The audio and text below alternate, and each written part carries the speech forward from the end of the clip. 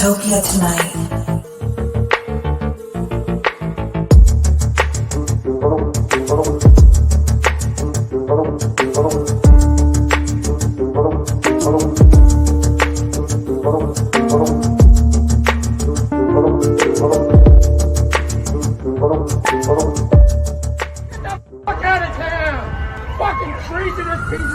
Dystopia tonight.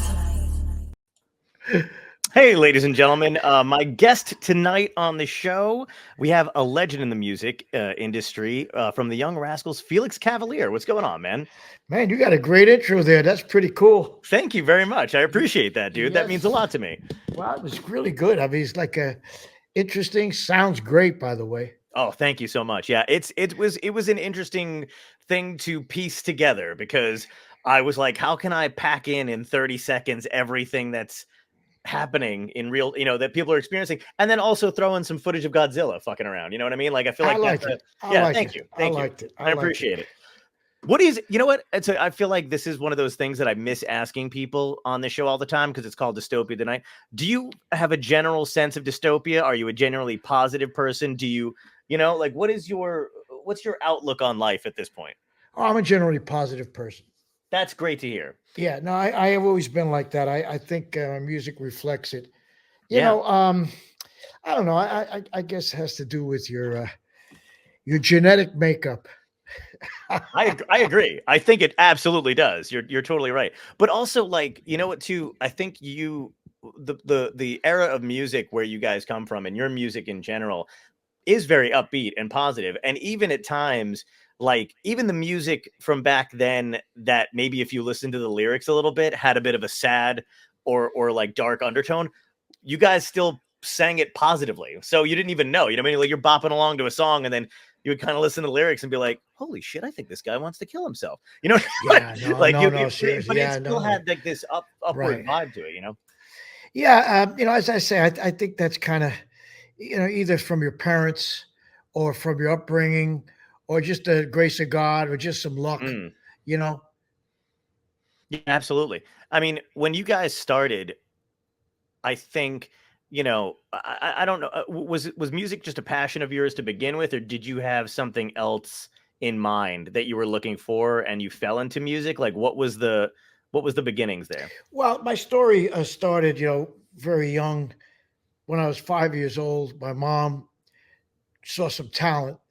And so she basically put me in a music school, like a piano school, classical music school, but a serious one, so I had 3 classes a week for 8 years, wow. And I was training to be in her eyes, she wanted me to be a classical musician.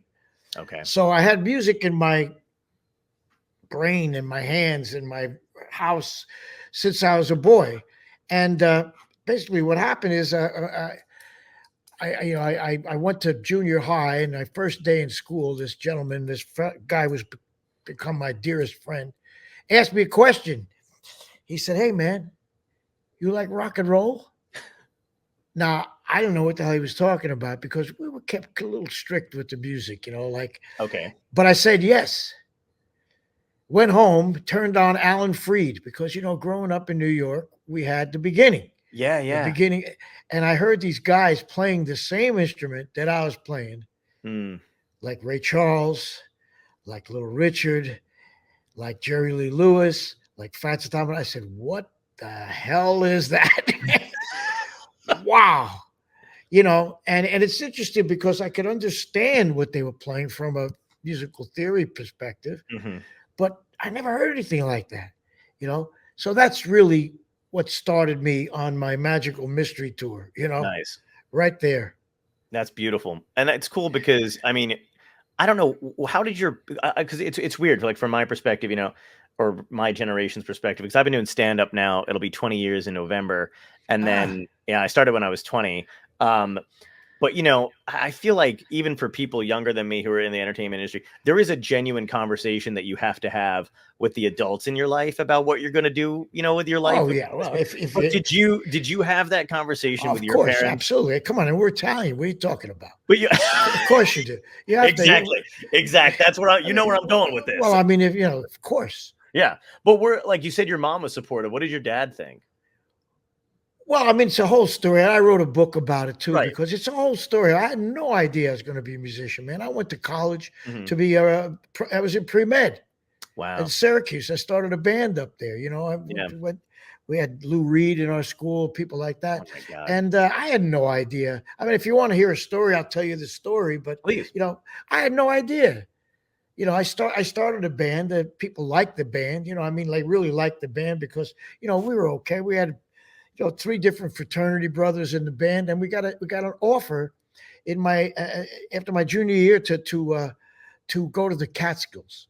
You familiar with the Catskills? What used to be up there? Absolutely. And I got to tell you, the first time I did the Catskills when I was younger, I was wholly disappointed because I literally, in my head, I was like, Buddy Hackett, like you got, so when I thought I was going to the Catskills and then I got there and it was like a pig roast and a barn. You know what I mean? Like it wasn't the same as what I'd heard. Well, it was probably later. You look like you're younger than I am, but it was gone. But man, in my day in the Catskills, oh my God. I saw the best comedians in the world. Wow. And they would go up there, man, to try this stuff out. Yeah. And oh my God. I mean, like unbelievable. I mean, Henny Youngman, Buddy Hackett, as you say, best. The best, and all the Jewish communities, the best. Yeah. Was Rickles around then? Not in the Catskills. He was more of a Vegas guy. You know what I'm saying? But yeah. But I mean, everybody was there, man. And so that's when it started. So I went to work in the Raleigh Hotel, which is long gone. Yeah. And we were the band that played everything. We played for the kids. We played for the people coming to the hotel. We played for the teen the adults in those days. Twist, long time ago, bro. Yeah, So they would have an opening, a headliner come in every weekend. Mm-hmm. One weekend, this group comes in, Joey D and the Starlighters, Peppermint Twist, New York City. Yeah, it was to change my whole life. I don't know.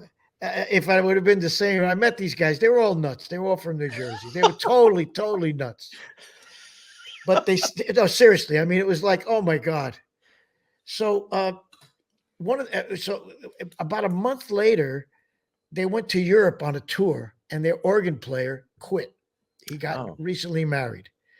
So they called me up, and they said, "Would you like to join us?" Well, I got one problem: a father. Yeah, I mean, So I said, Dad, my dad was extremely conservative. I mean, he was very conservative. He's in a medical profession. And right. I said, I got this offer to go to Germany, to play with this band. He says, well, got a little problem with tuitions already. I said, but Dad, you don't understand. I mean, this may not, He said, all right, look. Take a year off, like you're going to make it in a year. I love that, He says, yeah, you go. Yeah. So I get in a plan. I go to Europe. I go to Frankfurt, Germany, and I go into this club, right? Unrehearsed. I mean, I don't know what the heck was going on. How old are you at this point? I'm like, what, 20, 21? Wow. I'm a kid. I'm junior in college. I mean, what am I doing? I'm over here in Europe, and Joey's band was, I mean, I could write a whole book about how dysfunctional that band was. Sure. I mean, they were. I almost went back to school. I said, "These guys are nuts." Are we talking like nuts, like Motley Crue biting Eddie Van Halen nuts? No, not that kind of nuts. More like Jersey nuts. You know what Jersey nuts are like? Yeah, okay. Absolutely. I'm from Jersey. Yeah. So you know exactly what I mean. Okay, I got you. Yeah, absolutely. Like I'm in Sweden. We're in Sweden, and it's freezing, and I got a winter coat on, and they're making fun of me. Hey, college boy. That kind of nuts. I said, okay. You got a leather jacket on that's about as thin as my shirt. Anyway. So I walk in to this club. I go to the club, and there's everybody screaming and hollering and going crazy. I said, what's going on, man? Oh, that's the opening act. The Beatles. Oh my God. Yeah. The who? No. The Beatles. They're a big group in Germany right now. I said, yeah, but what's the well? They're screaming. It's like, what is this?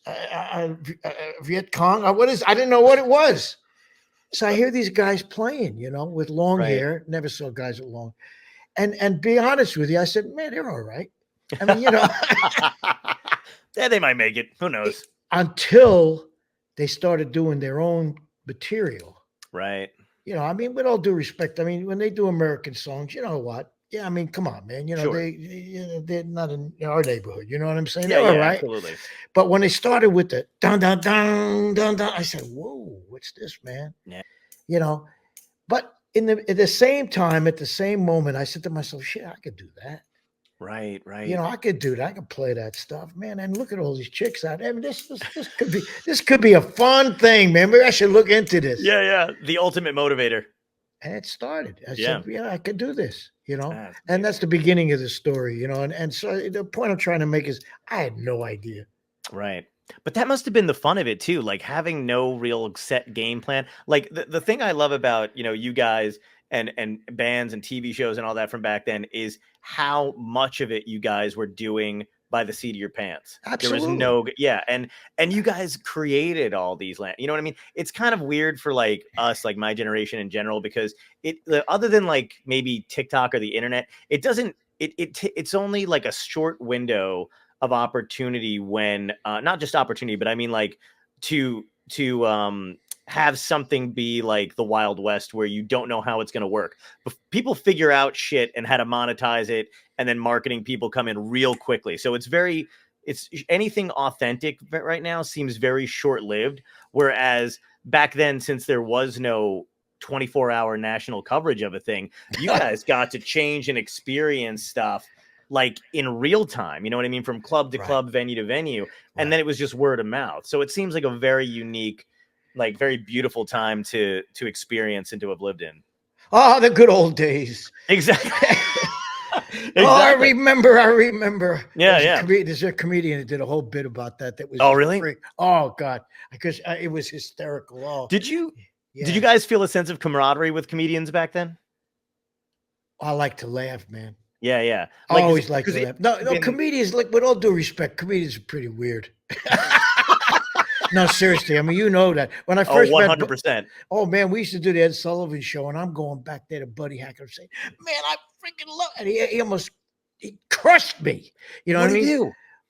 Sometimes they're mean, man. Sometimes, Who you guys were long here taking the stars dressing room? I said, "Geez, I'm sorry, bud. I love you, but oh yeah, some people can be." Yeah. Well, you know that, man. Being around comedians, yeah, you guys, you're all alone out there with one mic. Exactly. We're very used to being very insular, kind of like absolutely. There's nobody backing you up. You're all on your own. Exactly. Sink or swim, dude. Yeah, I know. And I've been in the same. Luckily, I think I've had more people I've met in the industry that have been very nice, and I don't know if that's because they've probably met or been in a Buddy Hackett situation where they're like, "Oh man, that sucks. You don't want to meet your hero and have them like crush your, somebody that you're fond of." What are you gonna do? I mean, I exactly. love the guy. I loved him. Oh yeah, of course. But it is funny because there was like a mood back then, you know what I mean, where people were like, "Oh man, what the fuck is going on?" You know what I mean? Like whoever they really were, like backstage, the coke, the fucking, the alcohol, the women, like that kind of shit. Like a lot more of that was like happened. Their lives were a little weirder. Yeah, I mean, and now too, to an extent. The first time I met Richard Pryor, I thought I was going to freaking die laughing. I mean, I said, "Come on!" Oh my God! See, I like to laugh, man. Yeah. And I always, especially like when we started getting road managers from New Jersey, they were funny as hell. Yeah. So I always, not that I had a rapport with comedians, but I understand what you guys do. It's a lot of work, sure. And it's very hard. And you're as I say, you're all alone up there, man. I got instruments I can fight back. You can't. Yeah, absolutely. Yeah, I always think about.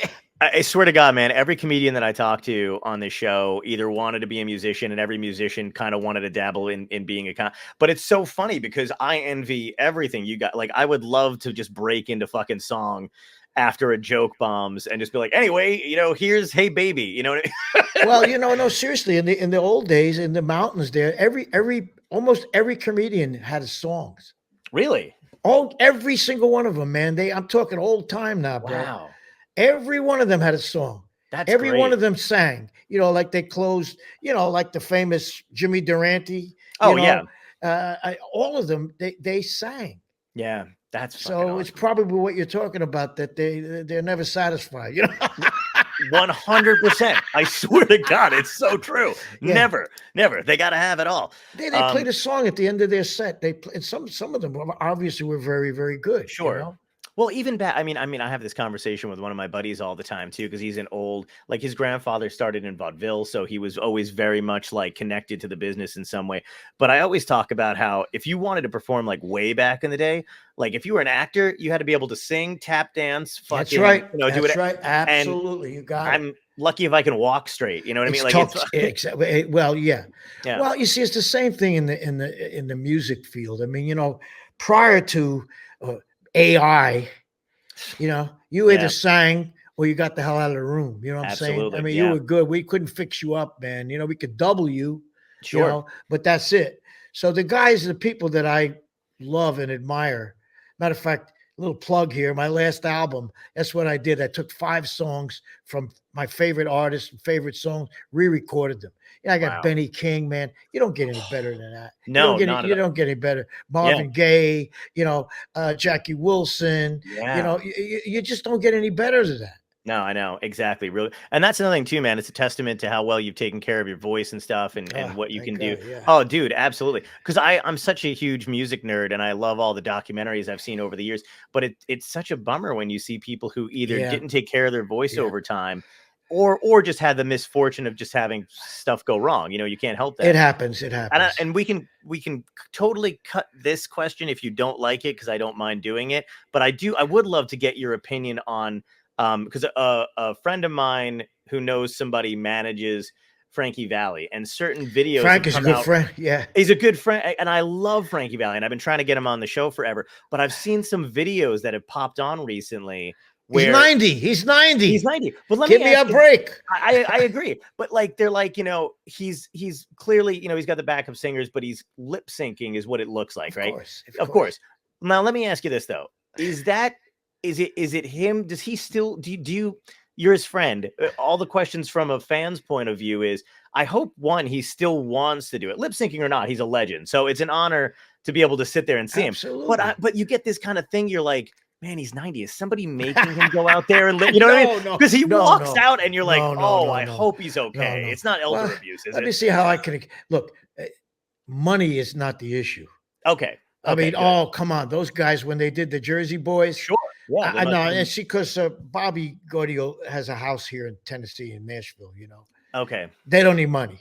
Right. Trust me. That thing made literally, it was 1,000,000,005, 6 years ago. Wow. And that was 5. Yeah, they don't need the money. Yeah, okay. However, Frankie, how can I say this nicely? He had twins when he was in his 60s or 70s. So you know where I'm going with this? Okay. He had a very young wife at the time. I don't know. And so anyway, long story short, no. There's most of the everybody that I know who sings and plays absolutely loves what they do. Right. They love it. They also like the money that comes in. Sure. You know what I mean? So like I say, I can't answer it. Frankie's been doing what he's doing on stage. Yeah. For a long time. Not that we argued about it, but like that's your thing. Oh, I don't like to do that, man. I want to sing, I want to play as long as God allows me to do that. But a lot of people do that, man. And I have no idea. But I know his band and I know him and I love him. And he's been like my, like you have an uncle, Italian uncle, he's always telling you same thing. 6 of them. Yeah. That's Frank. Frankie says, hey, you got to dress a little better. The audience, they get a little old. You got to cut your hair a little better. You know what I'm saying? Oh, I'm sure he would have. I had Tom Dreesen on, and I had and he's Tom Dreesen, right? Yeah. So Tom's a good friend too. But as soon as we got off, he's like, "Does that long hair play well still?" It's like because I'm Italian, and he's like, "You can get your." You know what I did? I opened for Pat Cooper when I was younger. Oh, I met him. Oh, I love Pat. Oh my God! But I became a good friend at his too. And then, but when I was younger, I didn't have this hair. This is after COVID hair. You know what I mean? But I still had like maybe like to here, I think. And when he saw me, immediately when he sees me, he goes, "Cut your fucking hair. You're a nice Italian boy. Get apart." So I was like, But it's like that Sebastian guy, Maniscalco. Maniscalco. Yeah. Loves to whisper. Yeah, I know. He's fantastic. Oh my God. He's a good dude too. He's very, very nice guy. I never met him, but talented guy. Boy. Oh my God. He's the fuck. Have you ever seen him live? Oh, of course. Oh, Yeah. nice. Yeah, you got it. Yeah, I mean, he's incredible when you see him live. I see him at the Comedy Store all the time. Yeah. He would crush. He's so good. But he exaggerates a little bit about our race. I mean, about our career. I mean, a little bit, just a little bit. 100%. 100%. But sometimes, like, my family sends that shit around like it's, the Bible. You know what I mean? Like, they sleep with those videos at night. Yeah. But they're just, it's the coffee bit, I think, is the thing that my family sends around the most, where they're like, we had Sanka. I'm like, how many times are you going to tell me this? Fuck, hey. Like, what do you have stock in Sanka? Yeah. Why are you sending me this?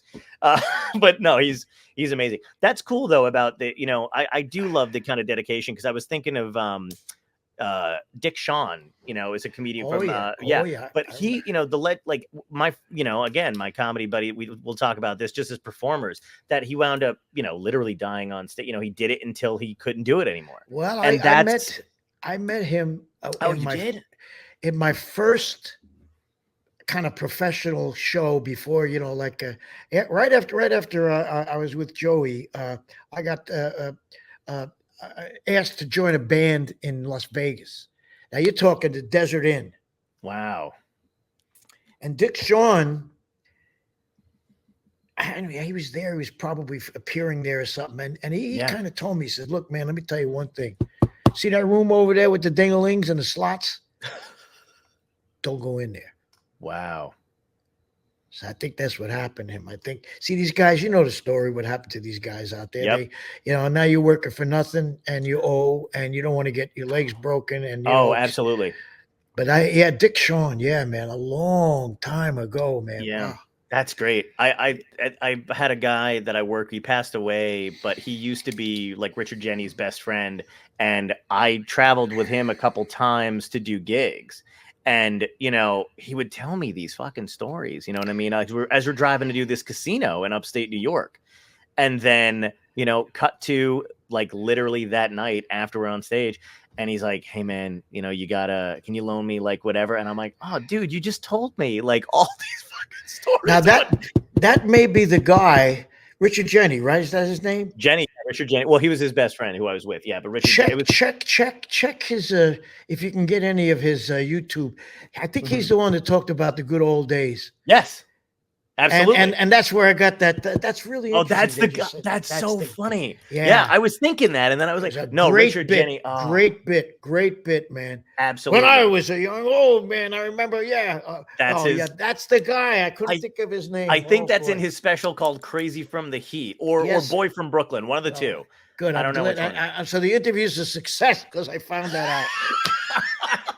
I got it. I like. It's over. I got to write that down. Yeah. I'll text it to you. Okay, good. That's so great, dude.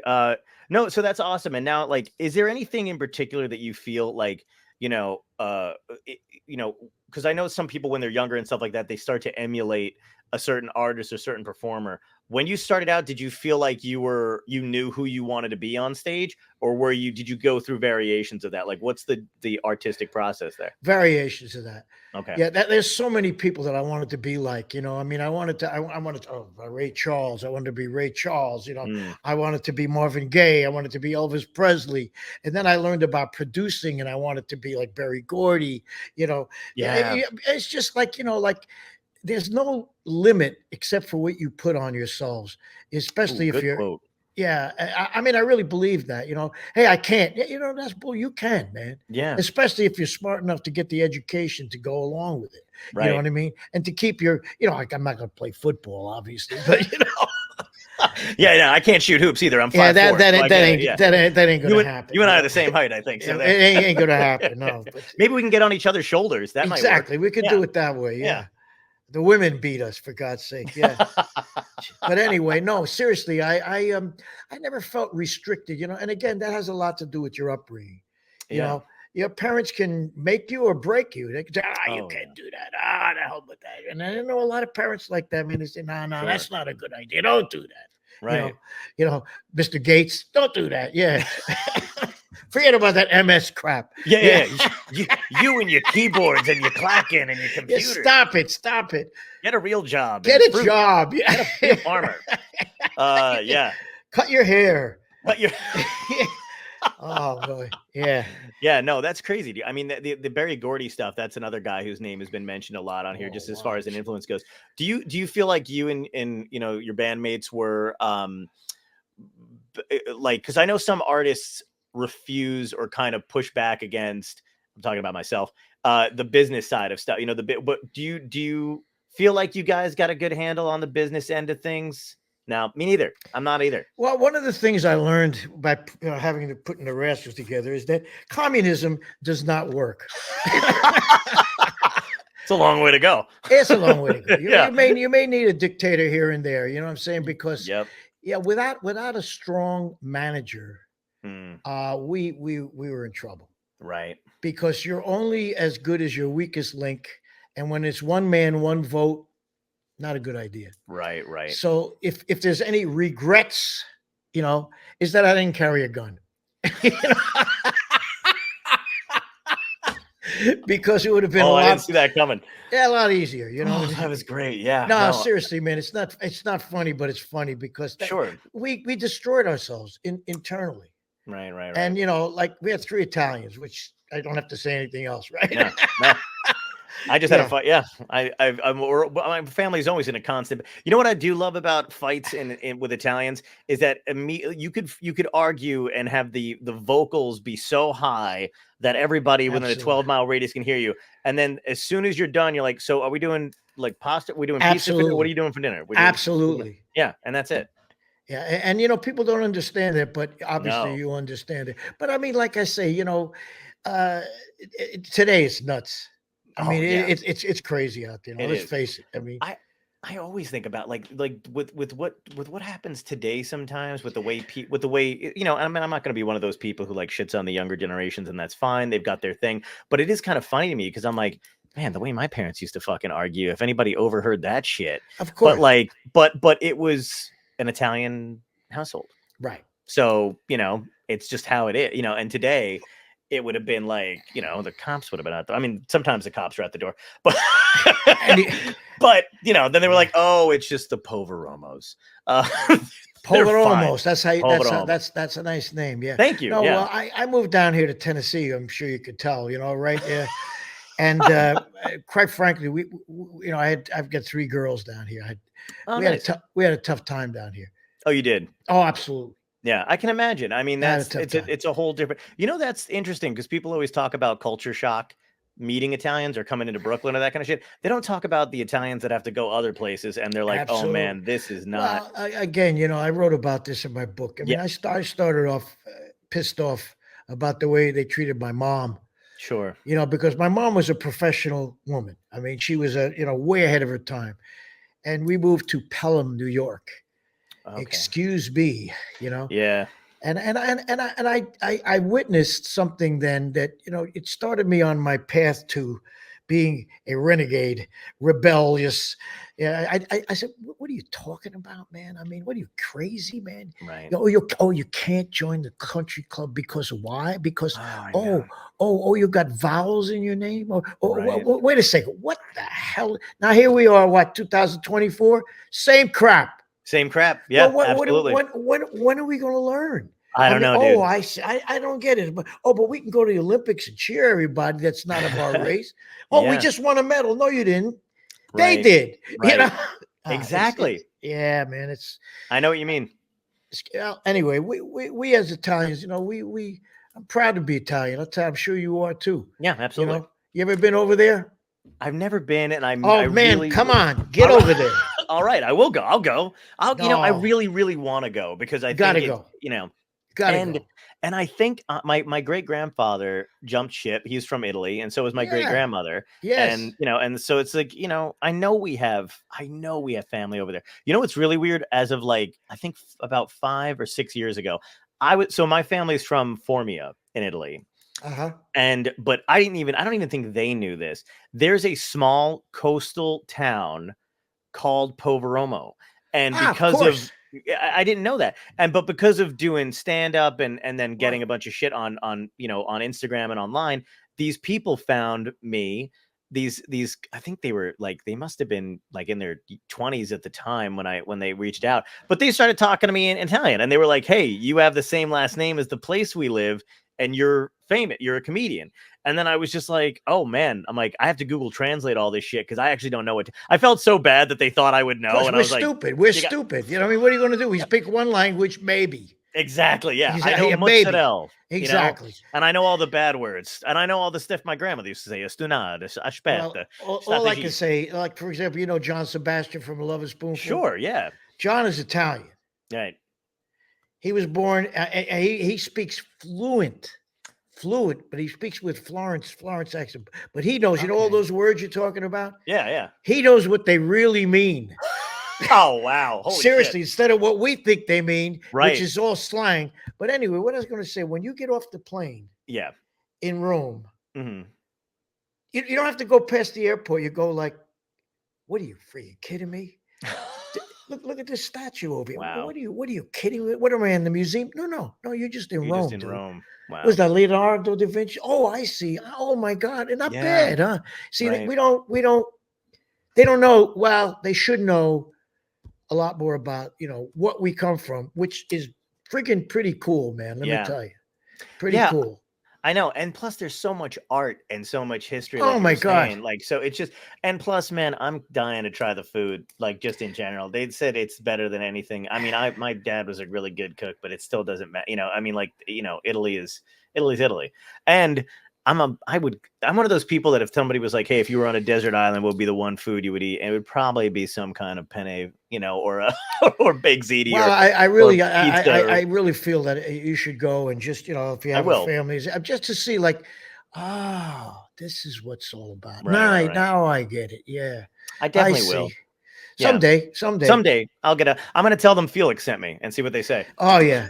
That's right. Oh man, no. I mean, seriously, it's fun. You know, it's like Jews should go to Israel. I mean, you got to go to Israel. If you don't, right. Not right now. However, no.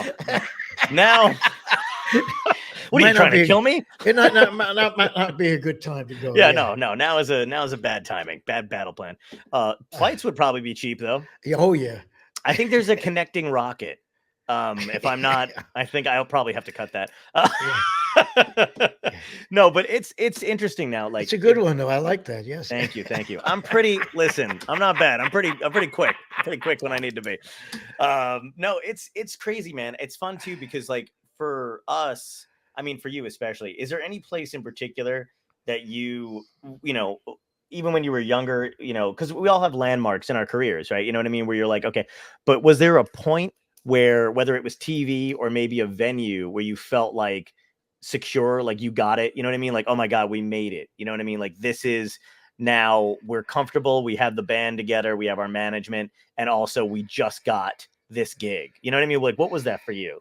Well, I mean, like I said, there's a lot of like stepping stones along the way. Mm-hmm. And in our day, you know, one of the first stepping stones that was important was the Ed Sullivan Show.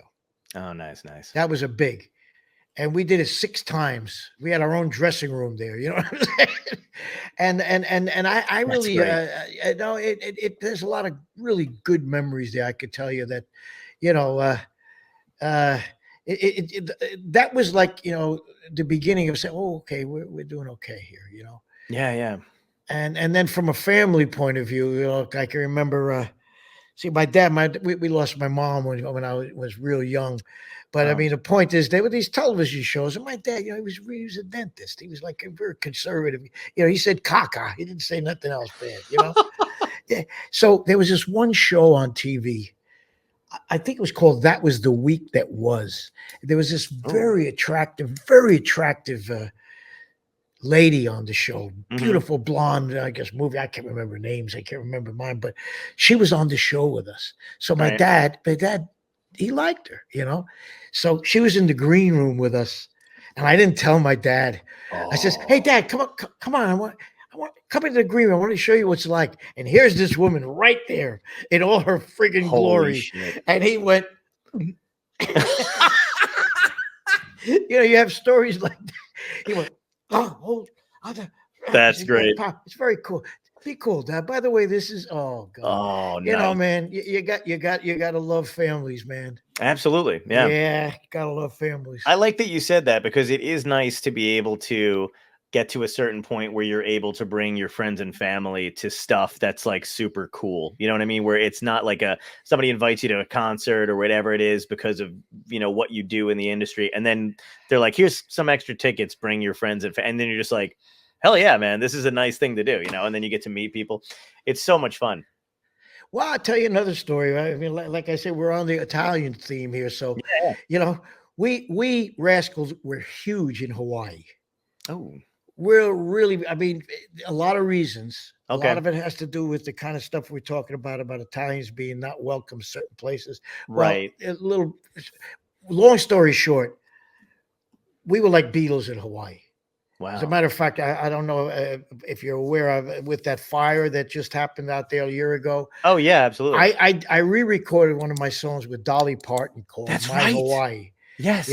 As a tribute. I loved that. So they can raise some money because they really need it. Yeah. But the story, see, there's a word over there called ohana. Yeah. Ohana's like family. Yep. Ohana means family. Yeah. Well, they treated us like family from the first day. So what we used to do, and what I'll never forget, is that the people who hired us, they brought us there at least 2 times a year, gave every one of the band members at least 2 tickets to bring over their relatives. So everybody in our families came over. Everybody. And we always had one ringer cook. Oh. Absolutely. These are days that I'll never forget as long as I live. Now I'm bringing my Aunt Emma, rest her soul. He's bringing his mom. He's bringing whoever.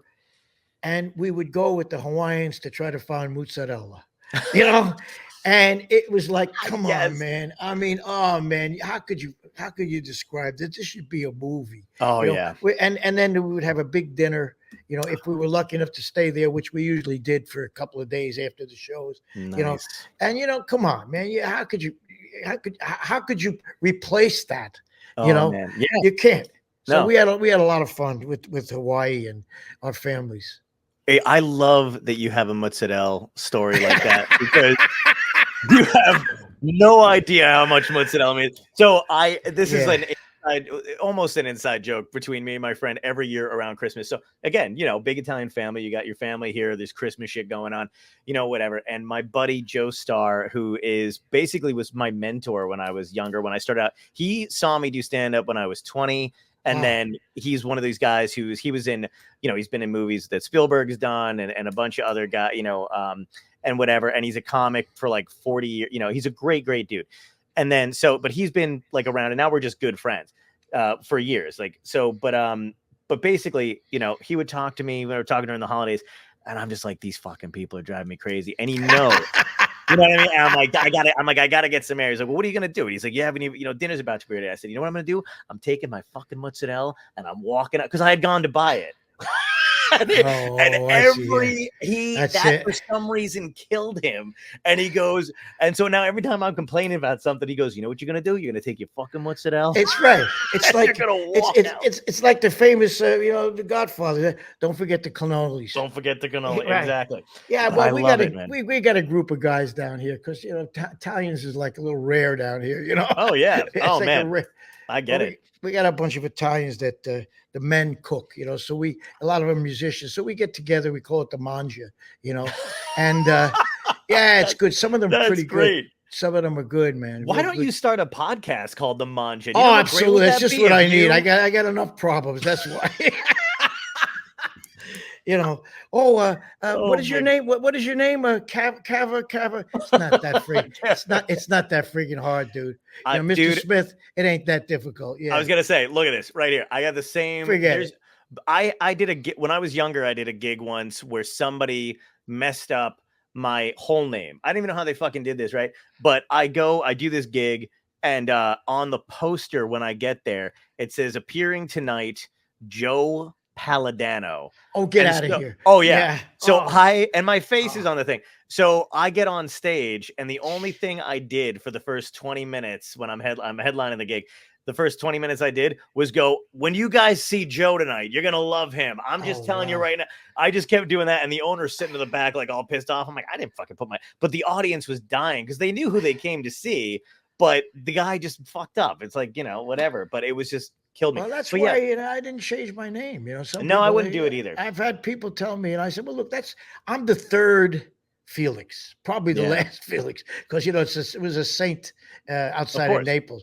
Yeah. I don't think it's gonna, but that's my dad's name, my grandfather's name. We're not going to change my name and insult everybody. Why not? Yeah. I've had people, tell me. Lindsey Graham told me that one time. Believe it or not. Oh yeah, we see when you're with like ASCAP or BMI, we have the right to lobby. So we go down to Washington D.C. for publishing and songwriting. Nice. And so we go down there and we get a real good picture of the stunades that are running off. Let me tell you. You make me choke. No, seriously. I mean, seriously. Some of these, you can always tell, when the representative or the senator has a jerk as the pages that bring you into the office. You can tell where this guy or woman is at. If they don't know anything, the people are, well, how you doing, man? He said, how the hell, how did you get elected to this room? But anyway, so I had a situation with Lindsay. He says, from the rest of Felix Cavaliere, he says, your name's too long. Oh my just like that. God. I said, yeah, thanks, man. Appreciate it. Yeah. And your mint julep is a little too like, God damn, man, that's a bummer. Listen, man, like I say, people of power, what that's all about. You're powerful, I'm not. Okay, screw it. Exactly. But it's interesting. Life is Lindsey interesting. Graham of all people, my Lord. Oh, it was really fascinating. I mean, we had a interesting. ASCAP used to, involve me a lot down there, and sure. Yeah, it was very interesting. Any kind of lobbying in Congress, any to get them to do almost anything is. I mean, look at what Jon Stewart had to go through just to get the 9/11 first responders their health care. You know what I mean? Like, God, like that is insane that they what they did over there. Fucking nuts. Yeah, and they wouldn't move their asses. It's a different planet now. I don't know, but I agree. Mean, that's another story. Absolutely. No, that's fucking wild though. Yeah. Felix is it is one of those names that like, it makes you more than anything else. Like you've got your family connection to it too, but it's an impossible name to forget. And plus you've already made the Young Rascals. Like, so you know what I mean? So it just worked. If you had changed it to something normal, it doesn't stand, like it doesn't, and for me, for Poveromo, I just wanted to be the first one to not wind up in jail. I figure like that. My name should be in the paper for other reasons. Or that name should anyway. So that's a good name. I'm curious. Well, it means poor man in Italian, and I'm living that truth. Sorry to hear that. Yes. Yeah. But sometimes when they came over from the other side, and the people who could not understand their name, asked them where they're from. Maybe they just named it. I wonder if you ever follow through on that. If they say, well, Poveromo, where I come from, they say, okay, John Poveromo, whatever. Yeah. I wonder. I've never done the 23andMe thing because I don't want to incriminate anybody. Well, I don't know about that. That's not going to find it. You got to go down to the Ellis Island. What do you call That's it? A good idea. I mean, it's interesting because a lot of people who I know are claiming Italian citizenship because their parents came from there, or their grandparents. Oh, right. You can do that. And they run into some difficulties with that very thing, We wanted to do that because, especially during like, the Trump era and all that other crap, we were kind of wondering like, can we live anywhere else for a bit? If we had to go, Yeah. But it was just a curiosity that we all kind of well, that's all. That's okay. A lot of my friends, some of them, ran into difficulty because of that name change at the Ellis Island. Yeah. And they didn't qualify because of that name. Yeah. It was a different time too. I mean, God, it's amazing to me that they've kept records. When people say that they found like, sometimes, like people find like a castle that they, you know what I mean? Or their family had like land that they owned from like back in the day or some shit, which is crazy to me that anybody would know that.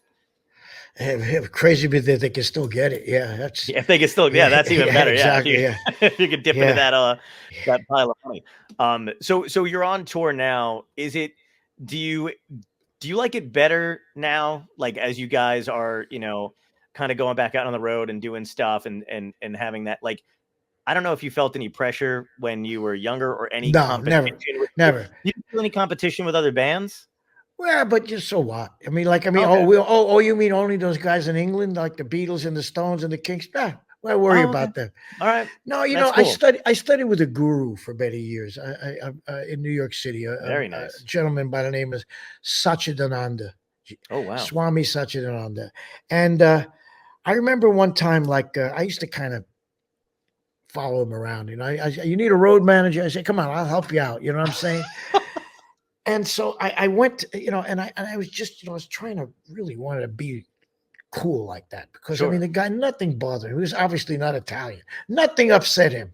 You know, he just was, I said, God. So I would go to his lectures. Mm-hmm. And so one night I asked him, I said, so Swamiji, do you prepare for your speeches when you go out there? No. I said, wait a minute. You mean to tell me you go out on the stage, you have no idea what you're going to say? No. Wow. He says, you work off the audience. I said, wow. What if they don't ask you any questions? He said, then I go home.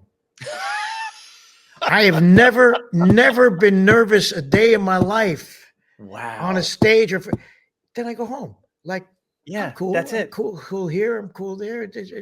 I'm cool wherever I go. I said, wow, if I could only be like that, you know? Seriously. God, what a good mental health outlook. No, really. And I do television shows and I do, and it always pops up.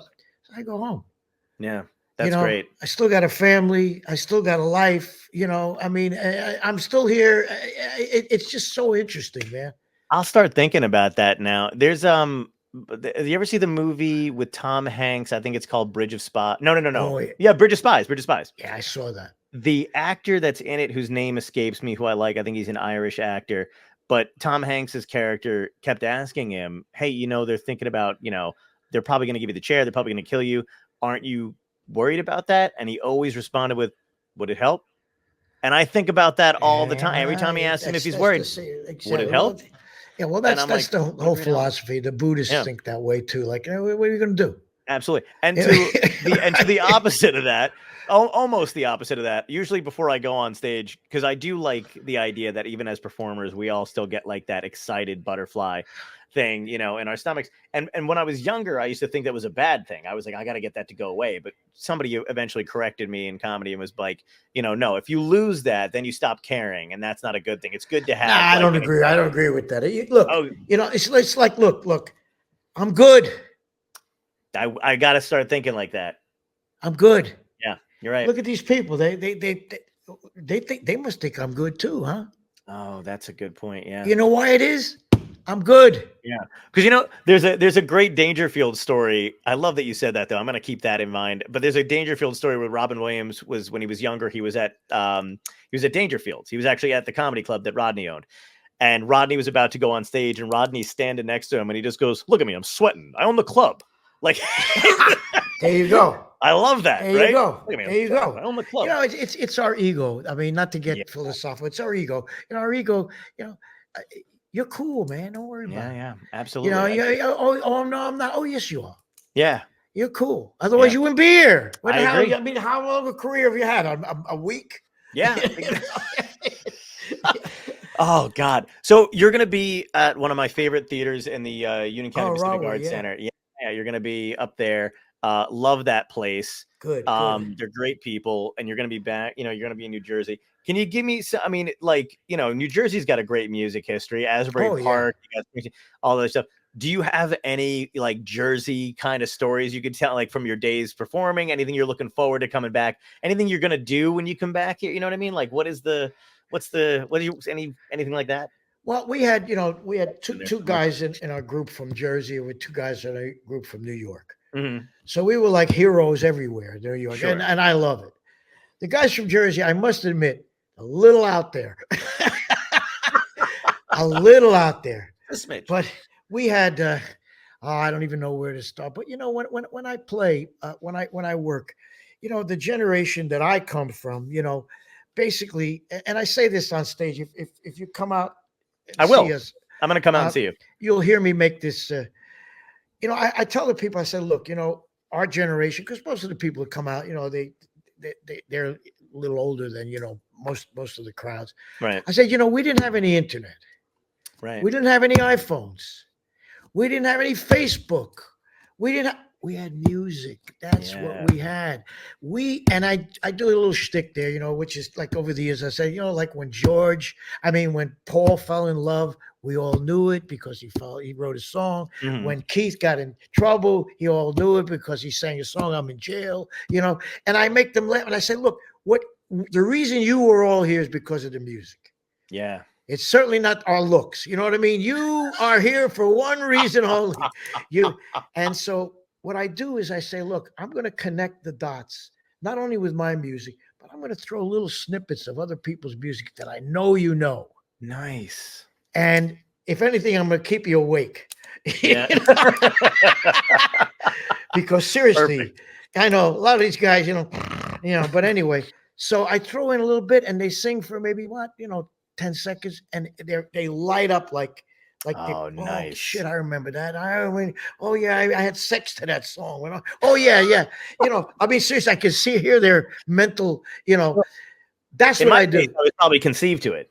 Yes. Yeah. That's what I do. Nice. I bring people together musically. We have a great time. My band is a bunch of younger guys here from Tennessee. Pretty much, I got a couple of guys from Jersey with me, but and they love to play, man. And they like, they bring that to the audience, that joy, that love, and the people like it, Beautiful, man. That's fantastic. Yeah, I can't wait. I'm definitely going to come see you guys. That's October 5th in Rahway. Cool. And you got tickets and you got backstage, please. I got tickets. I'm coming back. I'm walking backstage. I'm going to give you a hug. It's going to be great. We're going to combine energies. One day, I don't know. Are you familiar with Brick Township in New Jersey? Oh, absolutely. I used to live in Brick. We, when we work, we got these riders, they put like, the M&Ms and all that crap in it. Yeah. We got deli from Brick Township one time from an Italian deli. Yeah. I'll still never forget how good that was. Really? All right. I don't know what the name of the place is because they catered, but it was like illegal in Tennessee. That's how good it was. You know what? I'm gonna ask around because I love sandwiches. I would eat sandwiches for the rest of my. If that was the only option I had, sandwiches. I would eat sandwiches. Brick Township, and anybody in my band, they'll tell you, man, I'll never forget that. Yeah, I wonder what it was. It was a long time ago. It could be gone, but it could be. But if they're that good, man, good. I'm gonna ask. I'm gonna ask around, man. I'm gonna check with you too and make sure, and maybe I'll get you guys some sandwiches and stuff. Oh, don't worry about it. But let me ask you a question. Sure. Are you got your show on YouTube or anything like that? My show's on YouTube, Spotify, and Apple Podcasts is where Spotify is where I'm going to tune in. I got to hear your jokes, bro. Thank you so much. Come on, man. Of course. You know what I'm going to do? I'm going to send you a personal one. I'll email you and I'll send you an hour that I like to do, and I'll send it to you. I love it. I mean, like I say, I got a couple of friends that are really, really funny, man. I mean, they're not professional funny, but I mean, they send jokes. Oh, great, man. And I'll send it to you. All right, I appreciate that, John. Yeah, and I'm going to ask you the last 3 questions I ask every guest that's been on the show. You ready? Yes. All right, here we go. So first question, a little bit of a softball question, but if you can go back in time and talk to your younger self, what piece of advice would you give yourself that would help you today? Pay attention. Okay. Yeah, pay attention. All right. To everything that's going on around you because ominous. Yeah, pay attention. All right, cool. Second question is, what had to end in your life, good or bad, that led you to where you are today? I would say, like I mentioned earlier, to see the guru, I had some doubts. Okay. And I can mention the doubts, but I don't think anybody cares. I care. Mention the doubts. All right. Well, real quickly, like my dad, he told me, he said, look, here's the thing, man, I'm a medical person. When I pass the tests and I get my license, I put a shingle outside of my office. I'm a doctor or a dentist for the rest of my life. Right. You better keep making hit records, dude, or you're gone. Wow. The one-hit wonders? Yeah, you're gone. You know how that is. Geez, and then what was his name? Right. So anyway, that's one of the reasons I went to the guru to find, am I okay? He says, you're definitely okay. As a matter of fact, everything is the same. It's all bullshit. And that's my, of course, interpretation of Hindu. I love that though. And I love that vibe. Everything's bullshit. Thank you very much. You know who's very, who's very spiritual to that extent, almost towards the end too. And I wish he, I mean, obviously you wish people had passed. Gary Shandling got very into Buddhism. Oh, absolutely. And was just so fucking smart. I got to talk to him a little bit. He was look at it like this. Talk to a lawyer. Do they want their kids to be lawyers? No. Talk to a doctor. Do they want their kids to? No. Right. Oh, you mean it's all a crock? It's all a crock, and that's what brings you into anyway. No, we're in sync, my guy. I'm telling you right now. We'll have some. Yeah, it's all bullshit except for the mozzarella. That's real. Yeah. Oh God. All right. Last question ties into the theme of the show. It's Dystopia Tonight. So if you woke up tomorrow and it was a genuine dystopia and you found out everybody's last day on Earth, you got 24 hours left. It's a twofold question. What do you think would have caused it? Do you think it's going to be a political collapse, a comet, climate change, aliens, zombies, whatever your choice is, pick one. And how you going out? What's going to be your epic death? Well, I unfortunately, right now, the first thing that comes to my mind is nuclear. Okay. Yeah, so I'm sorry to say that because it just happens to be. The first thing that comes to my mind is make sure my kids are all right. Okay. If they're okay, I'm okay. And if they're not okay, then what's the sense? Right. Yeah. And what's your last? What are you thinking about last meal though? What's it else? Last meal. I don't know. Last meal. That's a wow. Now there's a lot to choose from there. You know what I'm saying? Oh. That's a hard question. I'm having a little of everything. That's a hard question. That's gonna be a sampling. Yeah, exactly. Get a bunch of those cooks. Dude, you've been an absolute blast, man. Thank you so much. And likewise, man. You made me laugh. I love people that make me laugh. Makes me so happy to hear that, dude. I've been a fan for a very long time. My family loves all your music. I got your albums, man. So it's been a joy, man. Thank you so much for doing this. I'll see you.